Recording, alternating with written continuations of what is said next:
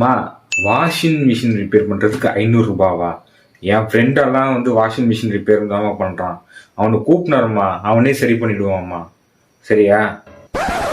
500 ரூபாவா? 500 ரூபா காசு நான் மரத்துலயா காய்க்குது? 500 ரூபாவா? 500 ரூபா போமா, என் ஃப்ரெண்டு கூப்பினாருமா. வா மச்சான். சொல்லு மச்சான், என்ன ஃபால்ட்டு? மச்சான், இது வாஷிங் மிஷின்ல தண்ணி வர மாட்டேங்குது மச்சான். டேப் எல்லாம் திறந்து விடுறேன், ஆனா வந்து மிஷின் ஆன் பண்ணும்போது வந்து தண்ணியே சுத்தமா வர மாட்டேங்குது மச்சான். அதுதான் மச்சான் ஃபால்ட்டு. அது மட்டும் கொஞ்சம் பண்ணி கொடுத்துரும் மச்சான். சரியா? ஒன்றும் இல்லை மச்சான், சின்ன வால்வு போயிட்டு இருக்கோம், அதனால தான் தண்ணி வரல. நான் பண்ணி கொடுத்துட்றேன் மச்சான், எந்த பிரச்சனையும் இல்லை. நான் பண்ணி கொடுத்துறேன் மச்சான், பண்ணி கொடுத்துட்றேன். வா மச்சான், இப்போ தண்ணி வருதான்னு பாரு மச்சான். மச்சான், இப்போ நல்லா தண்ணி வருது மச்சான். நல்லாவே வந்து சீக்கிரமா பாஸ் ஆயிடுது மச்சான். ரொம்ப தேங்க்ஸ் மச்சான் அது பண்ணதுக்கு. சரி, 1500 ரூபா மச்சான். என்னது 1500 ரூபாவா?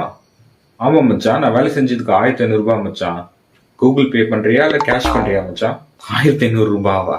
ஐயோ, ஏற்கனவே எங்க அம்மா வாஷிங் மிஷின் ரிப்பேர் பண்றதுக்கு ஒரு ஆள் கூப்பிட்டு வந்தாங்க. 500 ரூபாய் தான் ஆகும்னு சொன்னாங்க. நான் தான் வீம்புக்கு என் ஃப்ரெண்டு சும்மா பண்ணுவானேன்னு அவனுக்கு கூப்பிட்டு வந்து வாஷிங் மிஷின் ரிப்பேர் பண்ண வச்சா 1500 ரூபாய் கேட்கறான். இதெல்லாம் எங்க அம்மா கிட்ட சொன்னா செருப்பு அடிப்பாங்களே. அம்மா 1500 ரூபாய் கேட்கறாம்மா. அவ்வளவுதான், சொல்லி முடிஞ்சிட்டு.